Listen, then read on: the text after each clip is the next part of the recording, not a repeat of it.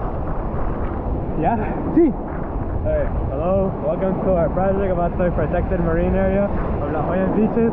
Let's go.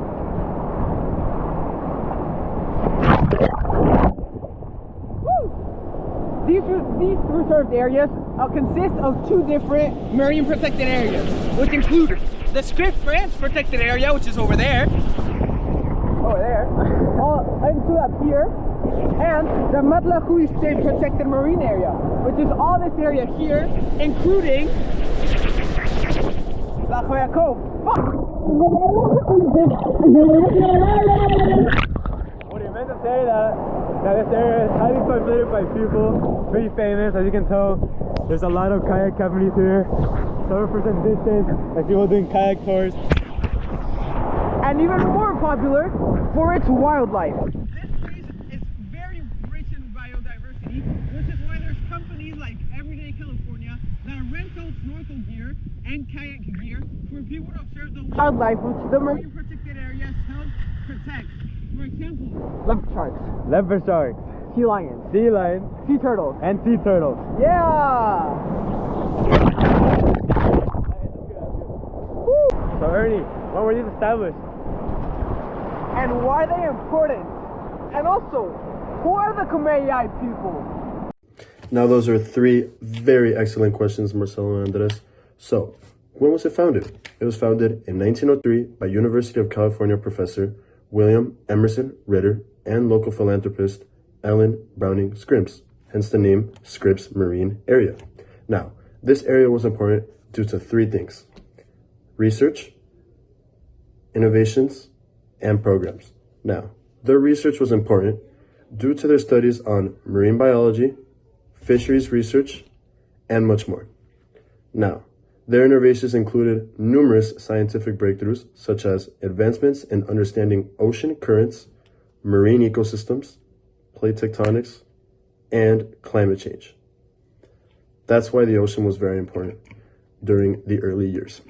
Like Andres asked, who are the Kumeyaay people? Well, the Kumeyaay, also referred to as the Diegueño by the Spanish, were the original native inhabitants of San Diego County. They have lived in this region for over 10,000 years. They are the only Yumen speaking group in this area, Yumen being their native language, and they were the first people who greeted the Spanish when they first sailed into San Diego Harbor in 1542. Now, this tribe actually still exists today, but they are divided into 12 separate bands, those being Barona, Campo, Ewia Pipe, Enaja Cosmid, Jamul, La Posta, Manzanita, Mesa Grande, San Pascual, Santa Isabel, Sicuan, and Viejas. They are also one of the largest owners of land in San Diego County today. Thanks, Ernie. Marcelo, let's talk about the wildlife. I'm gonna show them our videos. These areas are home to many exciting and cool animals, such as the charismatic sea lion, seen here. The sea lion, called the California sea lion, are species of sea lions that live all the way from southeastern Alaska down to the southern tip of Baja. They generally eat prey such as squid, anchovies, mackerel, rockfish, and sardines, while also being prey themselves to larger predators such as great white sharks. Sea lions are a very famous animal that live in La Jolla because they are easily available to see year-round from La Jolla's most famous park, the Ellen Browning Scripps Park. This is a shovelnose guitarfish. While they look like sharks and swim using their shark-like tail rather than flipping their pectoral fins like most rays, they are raised in the family of ranopatigans.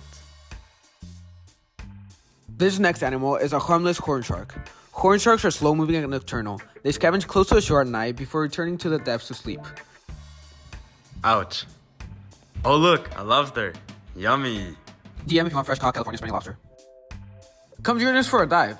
This right here is giant California kelp. These are the things that make up kelp forest and give habitat to hundreds of different species. That orange fish in the background is a Garibaldi, the California state fish. And all the different, that's a Garibaldi right there.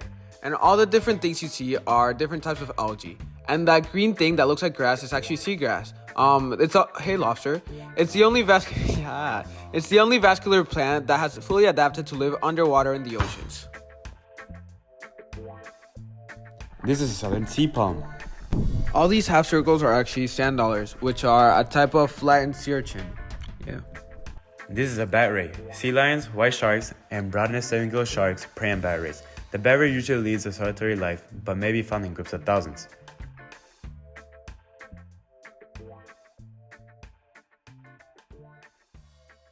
Alright, hello, this is our Marine Protected Area project. This is our interview with Greg Minobe. And Yukon Yumono. All right, well, my name is Greg Minobe. I work at a spearfishing shop in San Diego. I've been spearfishing for approximately 15 years in the California area. And I started out fishing when I was younger, and a friend of mine introduced me into diving and spearfishing around college time. And yeah, it's been a lot of fun. All right. And I'm Yukon. I actually grew up in Hawaii. I came in here about a few months ago to get a job, and then I got a job here. So ever since then, I've been just diving in California and going back and forth from Hawaii to California to just do some spearfishing and stuff. So I've been diving for like 4 or 5 years, I want to say. Okay, so next question. So now, just give us like any information where you know like the protected areas, like the ones like you're comfortable with, or like Sure. I mean, as a whole, the MLPAs or Marine Life Protection Areas, I believe they were called. Actually, I don't even know if that's the name. There's, for as long as I can remember, I want to say at least the last 15 years, there's been the implementation of MLPAs up and down the California coast. As a whole, these MLPAs are designed to restrict fishing and other aquatic activities to these areas to allow like the natural ecosystem of fish and algae or plants, just plants and animals in general in that ecosystem to recover from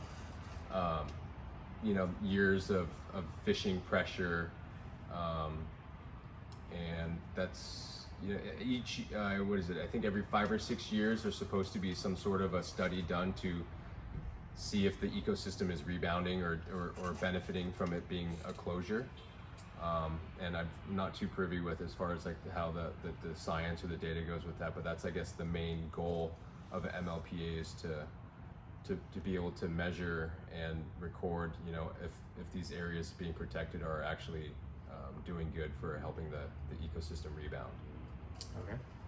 And so here's my final question. So what do you think is so special about like that like protected area that makes it deserve to be protected? Right.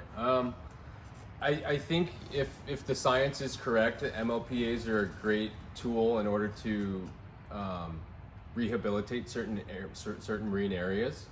I think overall it also gives people an opportunity to get in the water there and dive in these areas and kind of be able to see sea life, protected and just in their natural environment and not feeling like they're always being pressured by human presence as far as being a prey item. You can see, all sorts of different sea life, leopard sharks, Garibaldi, sheep's head, halibut, all sorts of different, fishes and crustaceans, lobsters, sea urchins, abalone, stuff like that. And I think it's just a really cool area to be able to utilize, just to be able to, go down and free dive and just kind of see, what the California coast has to offer. Okay. Thank you for your time. All right, thank you. On to you. And this question is for you, since obviously you're a native here to San Diego and you've been diving here for a lot longer. Have you seen any change in the biodiversity and the abundance of fish between when you first started diving and present time? Yeah, I mean, I think it's more, I think in the recent years, it's been a difference in types of fish that visit Southern California. You have a couple different types of biomasses of fish, I would guess you would call it. There's pelagic fish, and then there's also like coastal fish. I think overall, since I've been diving here, the amount of coastal fish has probably decreased somewhat. We can still see and shoot, quite a lot of coastal fish along the kelp forests and the beaches of Southern California. So there's probably, I think there has been a change, a little bit less abundance, but nothing, that needs to be like too concerned about, I guess you would say. So here we have the whole entire protected ocean life, marine area of La Jolla. So over there you see the far distance, that little pier, that's called Surf Speed. That right there is the most northern boundary of the whole protected area. And see down here, we have some kayakers. And they just came from the most famous 7 caves in La Jolla. It's a pretty big tourist attraction, especially for kayakers. But you should always go there when you have like a tour guide, because it's really dangerous if you don't know what you're doing.